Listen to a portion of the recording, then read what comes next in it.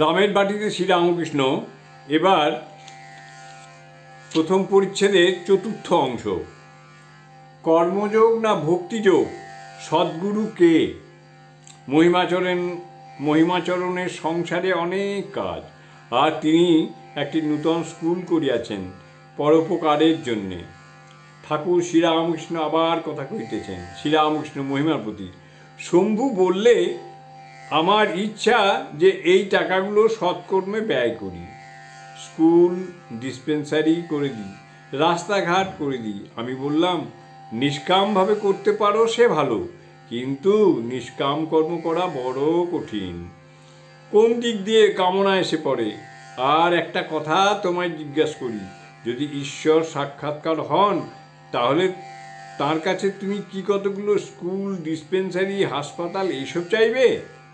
একজন ভক্ত, মহাশয়, সংসারীদের উপায় কি? শ্রীরামকৃষ্ণ, সাধু সঙ্গ, ঈশ্বরীয় কথা শোনা। সংসারীরা মাতাল হয়ে আছে, কামিনী কাঞ্চনে মত্ত। মাতালকে চালুনির জল একটু একটু খাওয়াতে খাওয়াতে ক্রমে ক্রমে হুঁশ হয়। আর সদ্গুরুর কাছে উপদেশ নিতে হয়।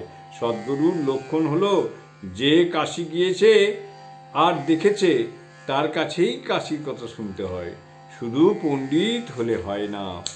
যার সংসার অনিত্য বলে বোধ হয় নাই, সে পণ্ডিতের কাছে উপদেশ লওয়া উচিত নয়। পণ্ডিতের বিবেক বৈরাগ্য থাকলে তবে উপদেশ দিতে পারে। সমাধ্যায়ী বলেছিল, ঈশ্বর নীরস, যিনি রসস্বরূপ তাকে নীরস বলেছিল। যেমন একজন বলেছিল, আমার মামার বাটিতে এক গোয়াল ঘোড়া আছে। সকলের হাস্য। জয় ঠাকুর, জয় ঠাকুর, জয় ঠাকুর।